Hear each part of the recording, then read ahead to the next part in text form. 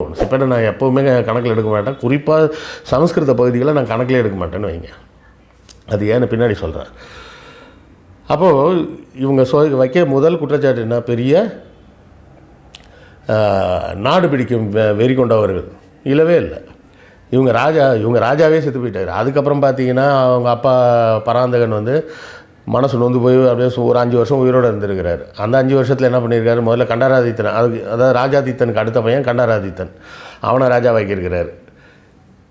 அவர் எங்கே போய் சண்டை போடுறது, ஏற்கனவே படைகளும் இல்லை, ஒன்றும் இல்லை. கொஞ்ச நாள் ஆட்சி பண்ணிவிட்டு அவர் என்ன பண்ணிட்டார், சாமியாரை போயிட்டார். எங்கேயோ அவர் செத்துட்டாருலாம் சொல்ல மாட்டாங்க, எங்கேயோ போயிட்டார் அப்படிம்பாங்க. அதான் மேற்கே எழுந்தருளிய தேவர் அப்படிம்பாங்க.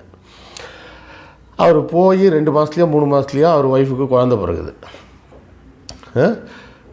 ஆமாம், அப்போ அவர் அந்த குழந்தை பிறக்கும்போது அவர் பக்கத்தில் இல்லை, ஒரு 2 மாதம் கழித்து குழந்தை பிறகுது அப்படிம்பாங்க செம்பியன் மாதேவிக்கு. அப்போ வேறு வழி இல்லாமல் என்ன பண்ணுறாரு, ராஜா 3வது பையனை திருப்பி ராஜாவாக்குறாரு, அரிஞ்சயன்.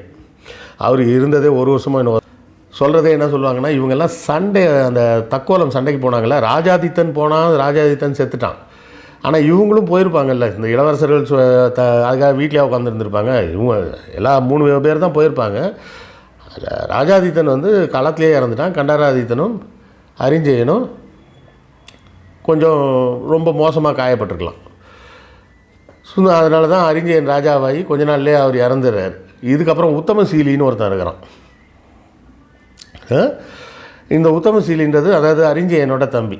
இந்த உத்தமசீலியை வேறு என்ன ஆகுது, வேறு ஒரு சண்டையில் பாண்டியர்கள் கொண்டுடுறாங்க. அப்போ பராந்தகனுக்கு எவ்வளோ பெரிய சோகத்தில் இருப்பான்னு யோசிச்சு பாருங்க. படை போச்சு, 4 பிள்ளைங்களும் செத்து போச்சு. அப்போ அந்த ஆளுக்கு என்ன தான் ஹோப் மிச்சம் இருந்தது?